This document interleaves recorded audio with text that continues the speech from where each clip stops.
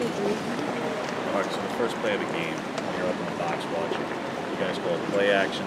That's designed to be a big play. And you watch a running back disappear before the play action goes through and then drop a ball. What goes through your mind watching that exactly? You know, I think I'd probably move on you move on as a coach by faster than playing, you know? Just because you understand that there's an ebbs and flows of the game. You don't like to see that, but I think more than anything, you just start thinking about, number one, you should think of the next play. You know? And then I think from there's not much thought that goes into it that fast.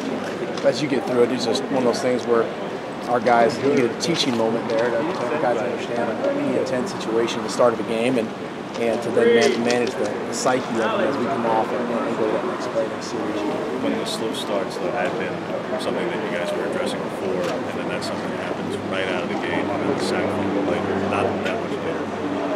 Surely in film review and whatnot, you had to be going, these were missed opportunities that when you were trying to address something, these were missed opportunities. Yeah, I think that's our job.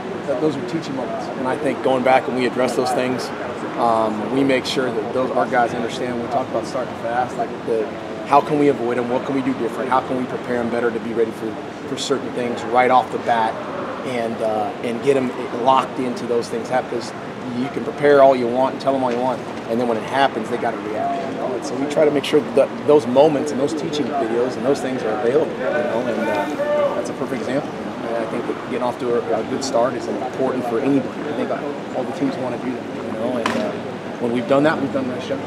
So getting through that, I think, is part of the psyche that we're working through. Is Travis Dye one of the most mature true freshmen you've had been able to coach? Yeah. He's Travis is an example of you know, you go your career coaching and you'll have a few true freshmen that right away are mature enough to handle that pressure. And I think him having grow up, you know, with Troy a little bit and just his upbringing and stuff, they've done a really nice job. And, you know, he's done a really nice job, and it's tough. It's tough managing that early on in your career, especially right off the gate. You know, you're going to have your bumps, but I think his maturity is showed. You know, he probably wouldn't be in the position he's in if he was not ready for that. Injuries at running back this Saturday, plan on leading on him a little bit more. Yeah, again, it's guys have to step up at all positions with some injuries. I think we've done that all season, and it'll be no different this game. You know, if someone's banged up, we got to get the next guy up. And they did a nice job today, rotating around, and we have to prepare, and those guys have to prepare to do their job. Marcus, you guys have talked about wanting to establish an identity as kind of a run-first team. When you look at the first down plays, especially early on against Utah, there wasn't a lot there. What's sort of the balance between wanting to establish something and sticking with it, and also having to change it up if it's not there?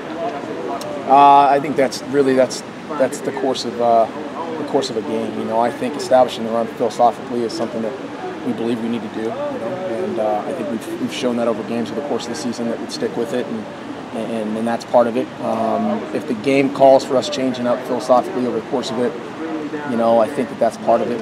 You manage that, you know, but I don't think you can't run away from it. You got to work through it, and you know, you can't just put something out today and say, you know, you're done with it. You just got to kind of lean on it and continue to do it. And I think the second half we kind of continued on the ball, ran the ball a little bit better. You know, helped kind of Jake come back in the second half at center with us, and I think that was a really good deal. But I think that, you know, anytime we're trying to establish the run, it's going to take some time to get through it. You know, and I think it's just part of it. I think it's going to help establish what you want to do psychologically. You know, and what we believe in.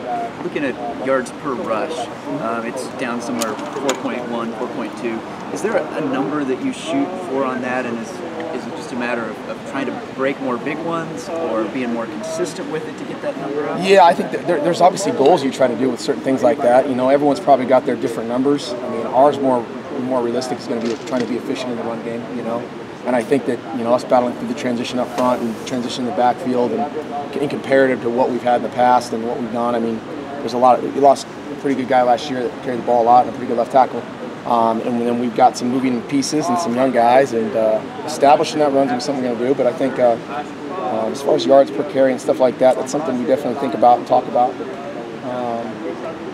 no exact number that probably is going to be no magic number. Cornerstone. Yeah, I mean, obviously you want to be efficient in it, you know, and I think we continue to try to press that gas a little bit. I mean, is it tough? You mentioned, comparison to what happened in the past, and Oregon's got this long tradition of offense, and is it tough to kind of have that in the rearview mirror and know that kind of that bar has been set here? I think that's the good part about it. I think that is the really good part about it. I think our guys understand that we've done. I mean, it's the same thing if you look back and whatever you're trying to do, wherever you've been in the past, you want to be able to do that. But you can't hang your hat on the fact that you think you're going to be someone else. You've got to be who you are right now. And right now we're working through the process of understanding what we're trying to get done, and we want to be as explosive as we can. I mean, last week's game, ironically, was one of the most explosive games per play rate. 18% of our plays were explosive, and that's a goal we look at analytically, and we're looking at some of the big plays and things we're doing and how we can find more of those. And I think that it started to show that in the second half and some of the runs and staying with it. And the backs did a nice job and did a nice job up front. And we need to go ahead and continue that. And those are the pictures we're trying to show our guys to be able to continue. How different is this Arizona State team since Herm Edwards took over things? They've done an awesome job. They're doing a really nice job. One of the hottest teams in our conference right now. I think they got good energy, good juice, good coaches, good players. I'm sure I don't know Herm personally, but I obviously know he knows a ton of football, and he's got these guys playing at a high level. So it's going to be a great challenge for us, and we're excited about it. Can you sense the seniors really want to end their home careers this week with a victory on Senior Day? Yeah, I mean, I'll be hard pressed to believe that those guys as seniors don't want to go out and have an awesome night, and that's something that's really important. I remember on my senior night, I remember having, to have seniors in front of me in their senior night, and I think it's a really important night. So putting our best foot forward is important for them. I think that's pivotal. Is Tabari Hines or Darian Felix available? Yeah, I don't know if Coach has gone through the injury list. Well, I didn't ask that. No, they're not available. Yeah, I don't believe so. Good? Thank you.